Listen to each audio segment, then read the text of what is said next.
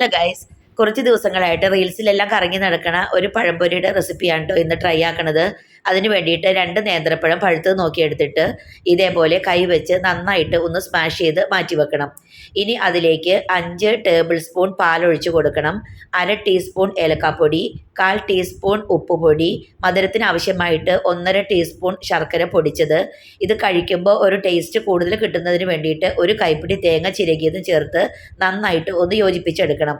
ഇനി ഇതിലേക്ക് 2 table spoon മൈദപ്പൊടി, 1 ടേബിൾ സ്പൂൺ അരിപ്പൊടിയും കൂടി ചേർത്തിട്ട് ഒരു നുള്ള് സോഡാപ്പൊടിയും കൂടി ചേർത്ത് കൊടുത്തിട്ട് നല്ലപോലെ ഒന്ന് മിക്സ് ആക്കിയതിന് ശേഷം സ്പൂൺ വെച്ച് ഇതേപോലെ കോരി ഒഴിക്കുന്ന ഒരു പാകത്തിനാക്കി എടുക്കണം.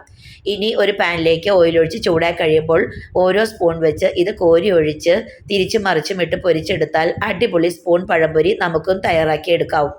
അപ്പോൾ എല്ലാവരും ഇതൊന്ന് ട്രൈ ആക്കി നോക്കണേ. പുതിയൊരു വീഡിയോയുമായിട്ട് വരുന്നത് വരേക്കും ബായ്.